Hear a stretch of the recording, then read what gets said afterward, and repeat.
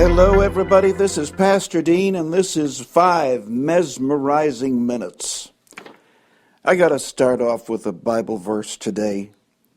I'm continuing our discussion about the mystery of miracles. And I've got to go to Hebrews 11:6. My Bible's getting kind of worn out in this section of Hebrews. Hebrews 11:6, extremely important scripture. It should be highlighted. It should be underlined, starred. Hebrews 11:6 says, "But without faith it is impossible to please him," meaning God.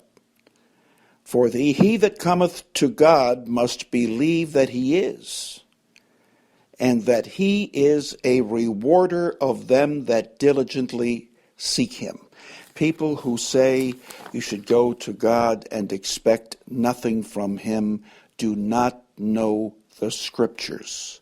I just read to you Hebrews 11:6, that if you go to God, you must believe that he is, you must believe his promises, and also that he is a rewarder of them that diligently seek him. My friend, if you want a miracle in your life, I'll just say one thing first. This is an old saying. For years, I've been saying either you trust God, either you have faith in what God says in the scriptures and what Jesus taught us, or you know what? The alternative is to be miserable. Either believe in miracles or be miserable. God's got an obsession. God is obsessed. That obsession is to be believed and trusted absolutely, completely.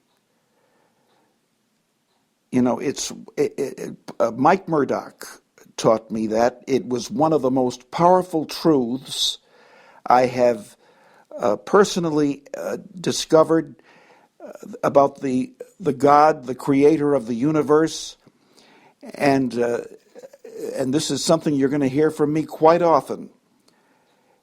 His only pain, God's only pain, is to be doubted. His only pleasure is to be believed. And you know what? If you don't have implicit trust in God and his Bible, he's not going to respond to you. It's not going to happen. You can cry all night. God only responds to faith. He is a rewarder of only those that diligently seek him.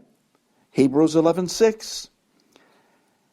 No, I used to think he would respond to pain out of mercy. He does sometimes.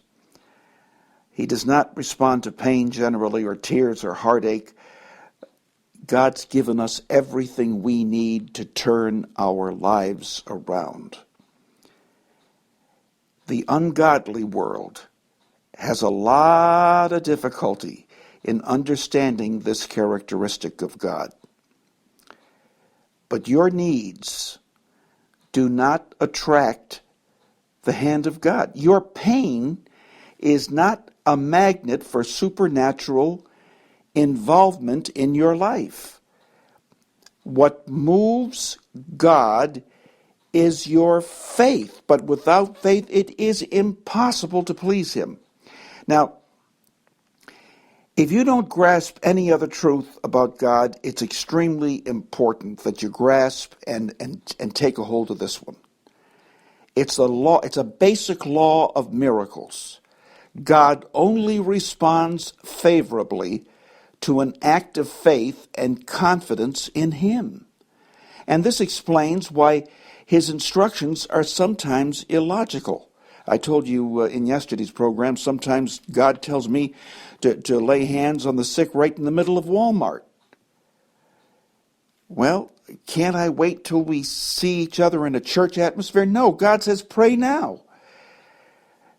Walking around the walls of Jericho, it must have seemed awful stupid doing it 7 days in a row and walking never produced miracles before. I'm sure somebody said that among the Israelites. Why now? The supply of wine ran out at the wedding feast in Cana. Remember that? So when Jesus said, go fill the water pots with water, it must have sounded crazy. But they were obedient, and Jesus did what he had to do. You do the possible, and God will always do the impossible.